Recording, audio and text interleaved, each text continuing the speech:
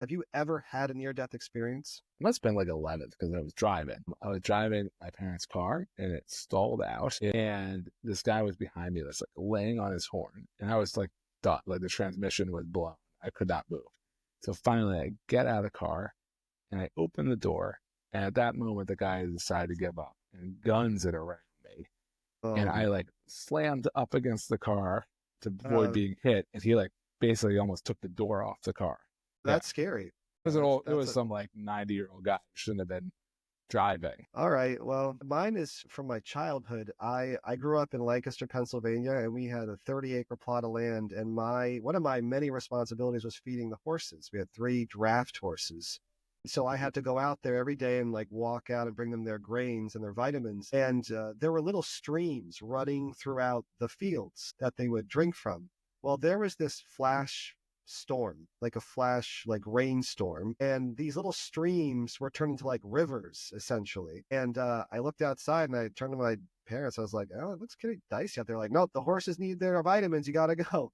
So here I think I must have been 10 years old, Oh, wow. 10, maybe 10 years old. So I'm carrying these buckets, these three buckets, and I'm wearing my dad's boots. So I'm 10 years old wearing my dad's knee-high boots, and I'm trudging through the fields. And in order to get to where the horses were, I had to hop over this little tributary and then walk up around the street. And there was this gigantic manhole pipe that ran underneath the road, that's like 5 feet, like these huge Yeah, yeah, yeah, pipes. yeah. And normally the stream is like a couple inches deep. And now there's only a couple inches of airspace, like in the pipe. And so I set the buckets on the other side of the little tributary and I put the buckets down and I hop across thinking that this little patch of grass is ground, but it was just floating on the water. And so I fall into the water and the boots immediately fill up with water. I start getting pulled under towards this gigantic manhole. And so at the last second, I reach up and I grab onto the top of it. And I'm like staring down this like Wow. rushing river underneath me. And I just pull myself off to the side.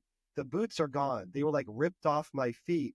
And I'm just like huddled up crying in the middle of this storm in the field. I leave the Wow. buckets there and I just trudge back to the house, which is like a quarter mile. And I just walk inside of my mom, loses her mind, and she was upset. And I was more scared that I lost my dad's boots than I almost got sucked into like this river and drowned.